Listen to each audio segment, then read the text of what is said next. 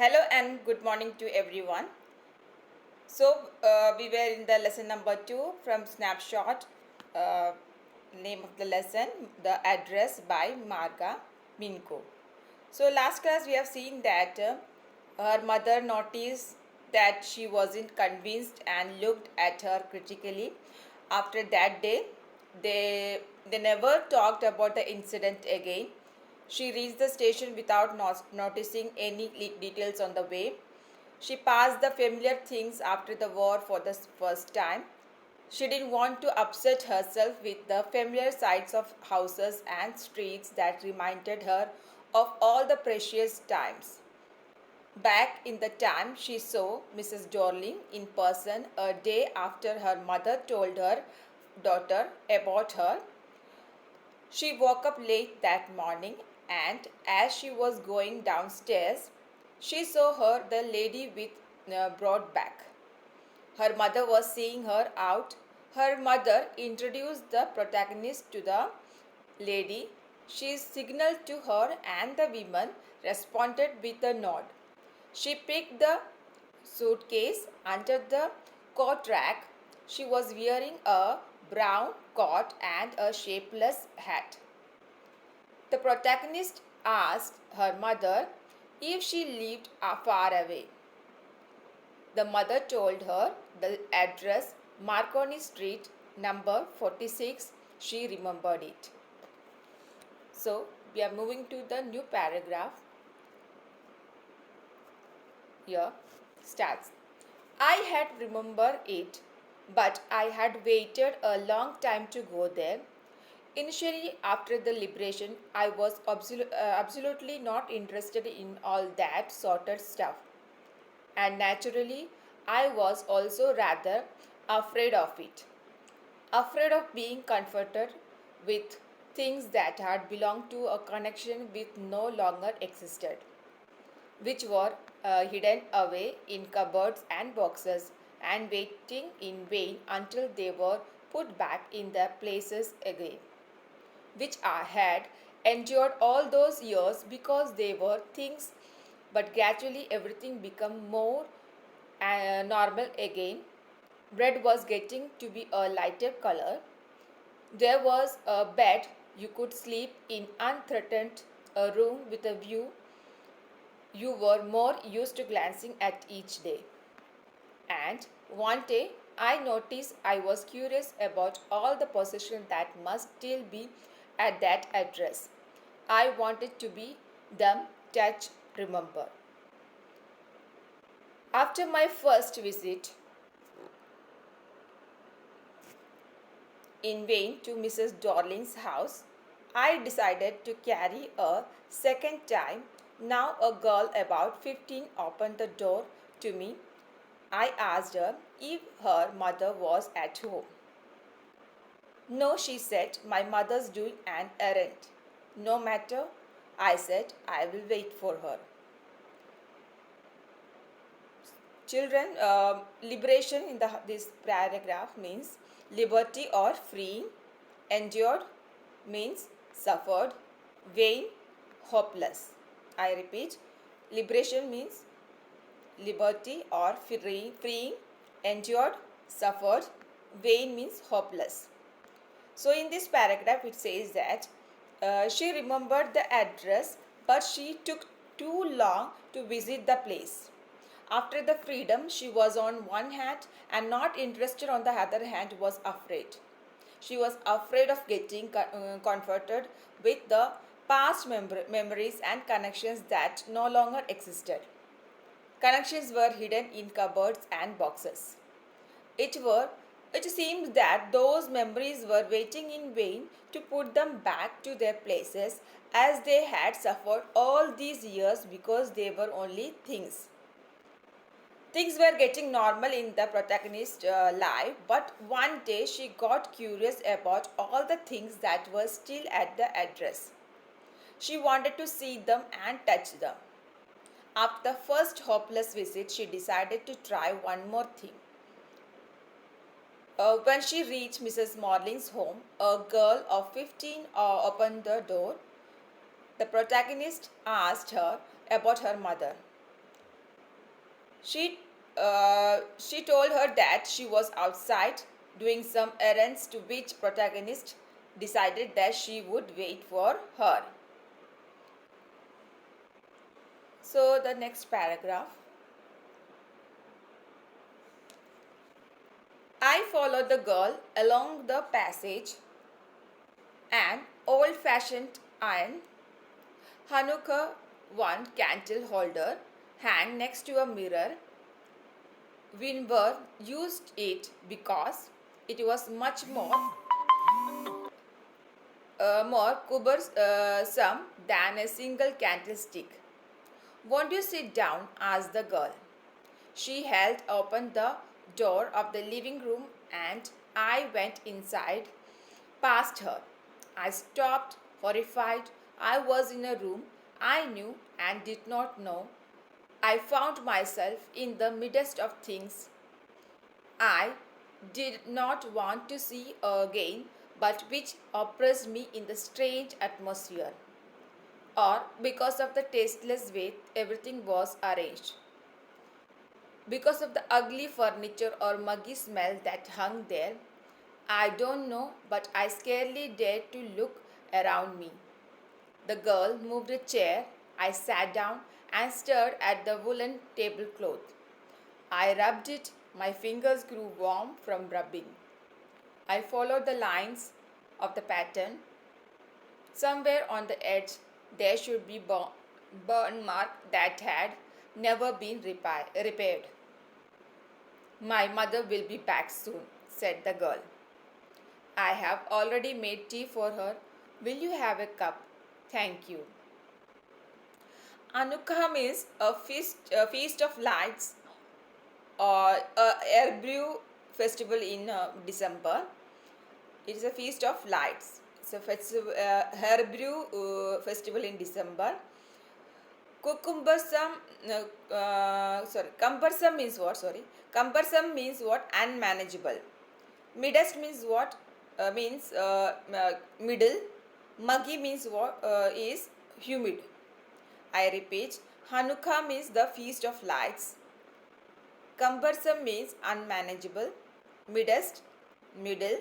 Muggy, humid. So in this paragraph, the author says the protagonist followed the girl along the passage. There was a Hanukkah candle holder hung next to a mirror. She remembered that she never used it as it was unmanageable. The girl asked her to sit down as she opened the door for the living room. She stopped and she was disturbed. She was standing in a room which she knew and she didn't. She was standing in the middle of things which she didn't want to see and they burdened her. Maybe because of the way things were arranged, or the humid smell in the room, or the ugly furniture, she was scared to look at everything. She sat down on a chair which the girl pulled out for her. She looked at the woolen tablecloth. She rubbed it, her fingers felt warm. As she followed the lines of the pattern, she remembered a burn mark that never repaired. The girl told her that her mother would be back soon and asked if she would like to have a cup of tea. She answered, "Thank you." So I repeat the paragraph what it is given in this um, paragraph. The protagonist followed the girl along the passage. There were Hanukkah candle holder hung next to a mirror. She remembered that she never used it as it was unmanageable. A girl asked her to sit down as she opened the door for the living room. She stopped and she was disturbed. She was standing in a room which she knew and she didn't. She was standing in the middle of things which she didn't want to see and they burdened her. Maybe because of the way things were arranged, or the humid smell in the room, or the ugly furniture, she was scared to look at everything. She sat down on a chair which the girl pulled out for her. She looked at the woolen tablecloth. She rubbed it and her fingers felt the warmth. As she followed the lines of the pattern, she remembered a burn mark that never repaired. The girl told her that her mother would be back soon and asked if she would like to have a cup of tea. She answered, "Thank you." So, here we are moving to the next paragraph.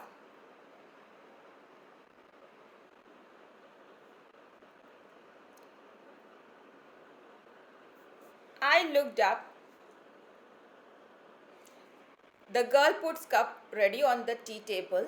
She had a broad back just like her mother. She poured tea from a white pot. All it had was a gold border on the lid. I remembered she opened a box and took some spoons out. "That's nice box," I heard my own voice. It was a strange voice, as though each sound was different in this room.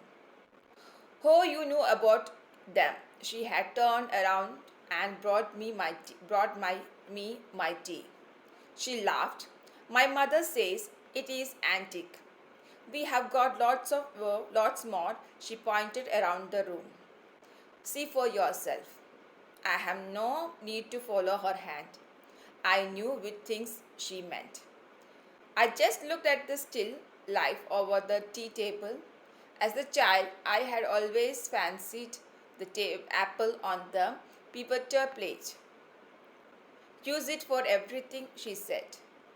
Once we even ate all of the plates hanging there on the wall.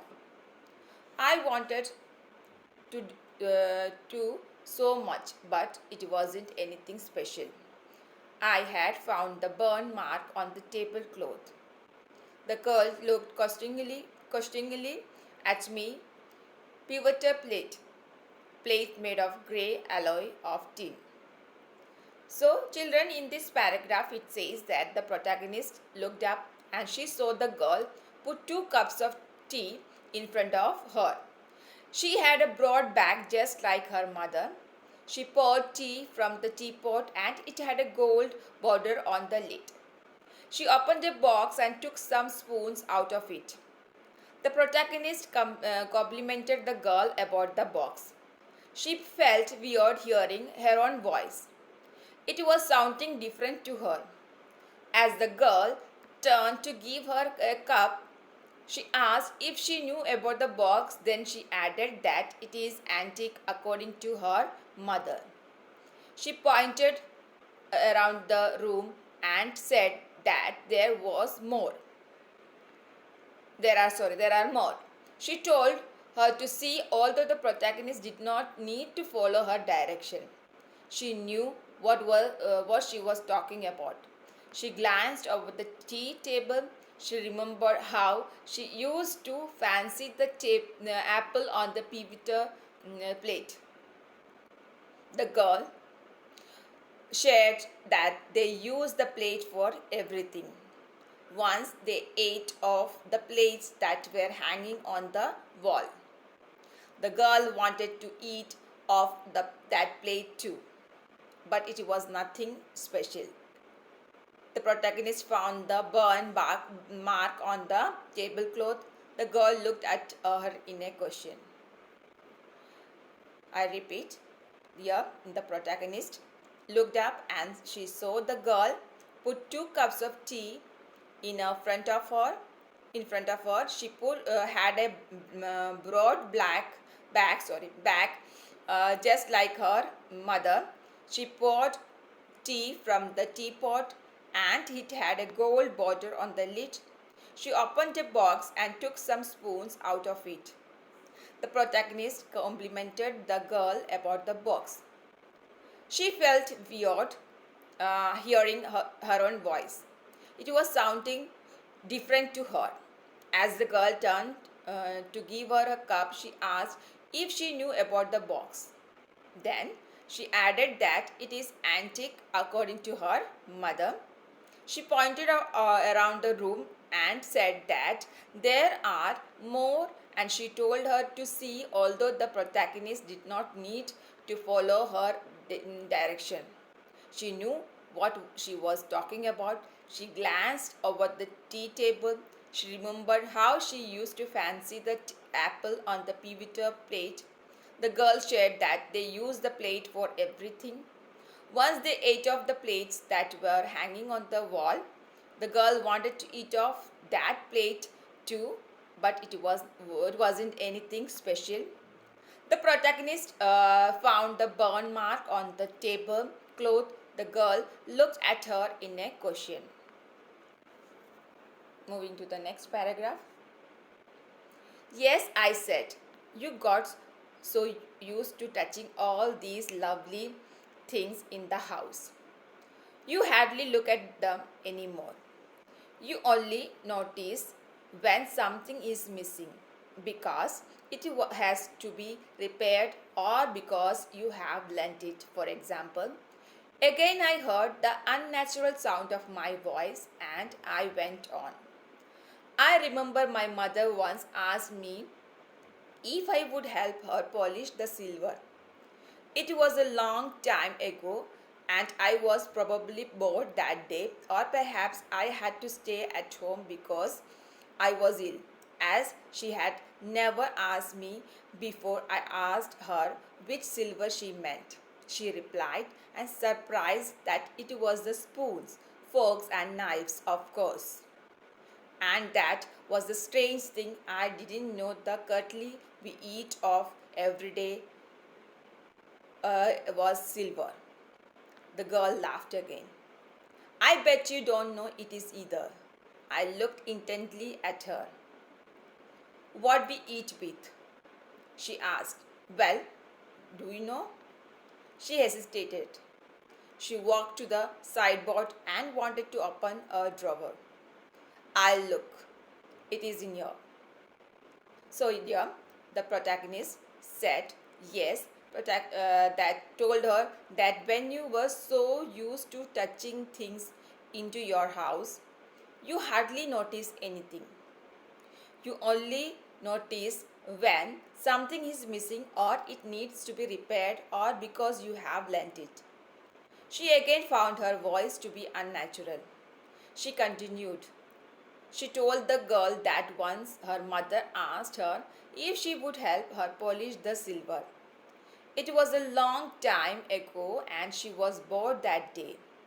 And she had to stay that may be as she was ill. She asked her mother what silver she is talking about. Her mother said it was the spoons, knives, and forks, but she didn't know that it was silver. The girl laughed and said that she bet she didn't know it was either with what they ate with. The protagonist asked if she knew. The girl hesitated and walked to the sideboard and opened a drawer. She said she would see if it was there. I repeat the paragraph once again so that you can understand clearly. The protagonist said that yes, I told her that you were so used to touching things into your house, you hardly notice anything. You only notice when something is missing or it needs to be repaired or because you have lent it. She again found her voice to be unnatural. She continued. She told the girl that once her mother asked her if she would help her polish the silver. It was a long time ago and she was bored that day. She had to stay that day, maybe as she was ill. She asked her mother what silver she is talking about. Her mother said it was the spoons, knives, and forks. But she didn't know that it was silver. The girl laughed and said that she bet she didn't know it was either with what they ate with. The protagonist asked if she knew. The girl hesitated and walked to the sideboard and opened a drawer. She said she would see if it was there.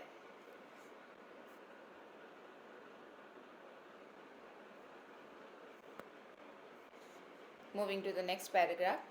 I jumped up. I was forgetting the time. I must catch my train. She had her hand on the drawer. Don't you want to wait for my mother? No, I must go. I walked to the door. The girl pulled the drawer open. I can find my own way. As I walked down the passage, I heard the jingling of spoons and forks. At the corner of the road, I looked up the nameplate, Marconi Street. It said I had been at number 46. The address was correct. But now I didn't want to remember it anymore.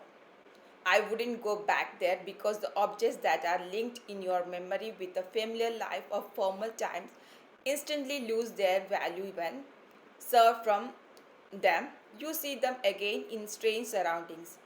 And what should I have done with them in a small rendered room where the shreds of black out paper still hung along the windows and no more than the handful curtly fitted in the narrow table drawer? I resolved to forget the address. Of all the things I had to forget, that would be the easiest. So, children, jingling means what? Ringing. So, in this paragraph, it says that the protagonist jumped and said she forgot the time as she had to catch the train. The girl asked her if she didn't want to wait for her mother. The protagonist still replied with no and said she must leave. The girl pulled the drawer open. The protagonist said she could find her way out and walked down the passage as she heard the ringing of spoons and forks. When she reached the corner of the road, she looked at the nameplate again. It said Marconi Street and she was standing at 46. The address was correct, but she didn't want to remember it anymore. She didn't want to go back as the things in there reminded her of memories linked with the familiar life of old times. But they lose the value when you were separated from them and you see them again in a strange environment.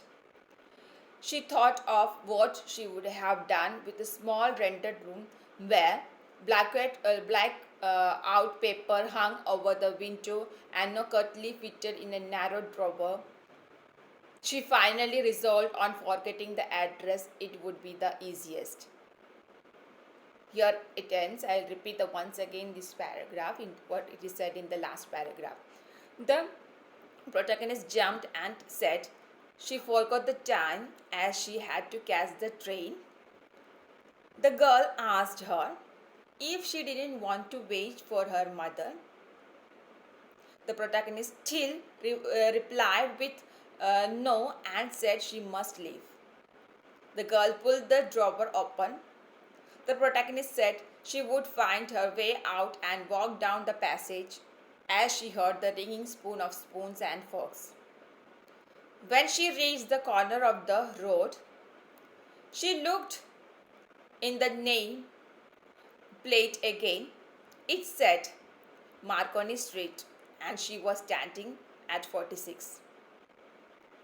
The address was correct, but she didn't want to remember it anymore. She didn't want to go back as the things in there reminded her of memories in the linked with the familiar life of old times.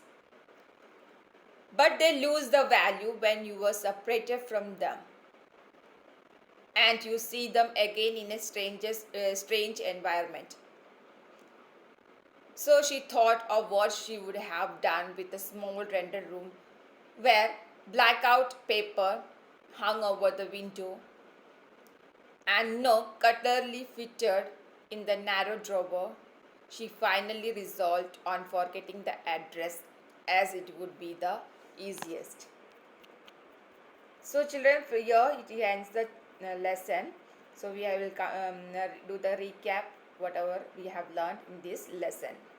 So this lesson, it's the name of the lesson is what? The address, and written by Marga Minko. The story is about the human predicament that follows the pre-war and post-war period. Mrs. S, who was a Jew and was a rich lady, whereas Mrs. Dorling was a non-Jew. The girl, the daughter of Miss S, had lost her house and her mother during the war, and now she had decided to come back to take her possession from Mrs. Dorling, an acquaintance whose address was given by her mother years ago. When she reached the house, the woman treated her with a cold reception and didn't let her into the house. She decided to go back anyway, and then she met her daughter, who let her in and told her to wait inside. When she saw all the possession in front of her, she could not connect with them and decided to leave the house. After ringing the doorbell of Mrs. Dorling, who lived at number 46 Marconi Street, the protagonist, who was Mrs. Dorling's daughter, and protagonist is a main character. Protagonist means what? Main character. Who was the main character of this story? Mrs. Dorling's daughter, Mrs. S.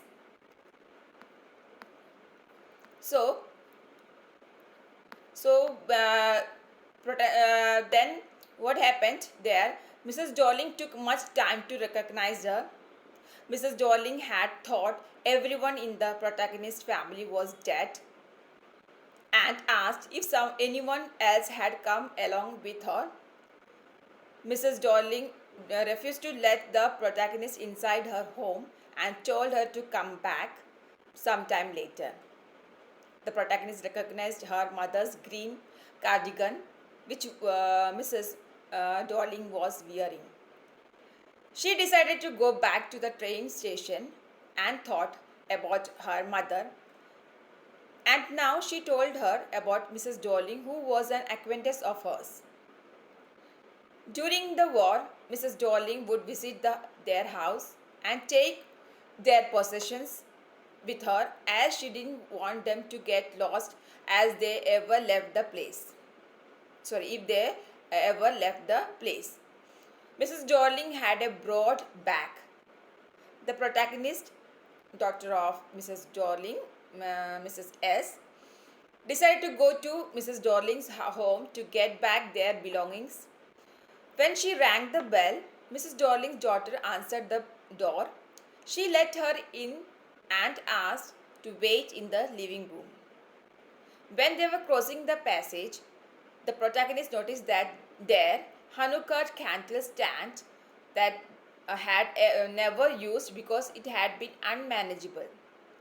When she reached the living room, she was horrified as she saw all her mother's things that were arranged in a tasteless manner. The furniture was ugly and the room had a muggy smell, and it made her disinterested and she wanted to leave the place. Mrs. Dorling's daughter offered her a cup of tea, and the protagonist noticed the old tablecloth that had a burn mark on it. When the girl was showing her the silver fork and the spoons that actually belonged to the protagonist, she jumped up and walked out of the house. She decided not to visit the place again, as it brought back memories of the past, and hence she decided to forget the address. So here the address is talking about the address means what that this is Mrs. Dorley, where now Dorley was living there, number 46 Marconi Street. Actually, it was the house of Mrs. S, my daughter of Mrs. S. They used to live there. So when they reached there, after the ringing the bell of Mrs. Dorling, who lived there at number 46 Marconi Street, the protagonist, who was the protagonist of this story, it was the house of whose house it was? Mrs. S. So Mrs. S daughter went there to meet Mrs. Darling, who was staying there now, and they used to live then. So here the story is about when after reaching there, she went to take the possession of their belongings which was theirs. So after reaching there, after ringing the bell of Mrs. Darling, who lived at 46 Marconi Street, the protagonist was given a very cold reception, and Mrs. Darling took much time to recognize her. Mrs. Darling had thought everyone in the protagonist's family, whose family, this is Mrs. S family, was dead, and asked if uh, anyone else had come along with her. Mrs. Darling refused to let the protagonist inside her home and told her to come back sometime later. The protagonist recognized her mother's green cardigan, which was Mrs. Darling's was wearing. She decided to go back to the train station. After meeting Mrs. Darling, she decided to go back to the railway station. And she that time all the thought about her mother was she was recalling about her mother's thought, and how she told her mother told her about Mrs. Darling, who was an acquaintance of hers. During the war, Mrs. Darling would visit their house and take their possessions with her, as she didn't want them to get lost if they ever left the place, because it was during the war time. Mrs. Darling had a broad back. The protagonist decided to go to Mrs. Darling home to get back their belongings. When she rang the bell, Mrs. Darling daughter answered the door. After once she went there, she got a very cold reception, and again she decided to go back to the railway station. After reaching the railway station, she again decided to go and take their possession from Mrs. Darling's house. So when she reached there, who opened the door? Mrs. Darling's daughter. And she let her in and asked her to wait in the living room. When they were crossing the passage, the protagonist noticed their Anukhat candle stand, that is the Feast of Lights candle, that they had never used because it had been unmanageable for them. When she reached the living room, she was horrified to see that, as she saw all her mother's belongings, all the things that were arranged in a very tasteless, very scattered way, tasteless manner. The furniture was ugly, and the room had a muggy smell, very foul smell, and it had made her disinterested, and she wanted to leave the place. Mrs. Darling's daughter offered her a cup of tea, but the protagonist, Mrs. S. daughter, noticed the old tablecloth that had a burn mark on it. When the girl was showing her the silver fork and spoons that actually belonged to the protagonist, she jumped up and walked out of the house. She decided now not to visit the place again, as it brought back the memories of the past, and hence she decided to forget the address. So that's all. The story ends here. She wanted to get all the belongings from the Mrs. Darling, and at last she found that all the stuffs were kept arranged in a very tasteless manner. So decided that she will forget about her belongings which their mother had in their house. So next class, so students, please read the textbook and keep watching the videos, and until the next class, I hope you all people are very fine and staying very safely. Okay, until the next video, bye from me.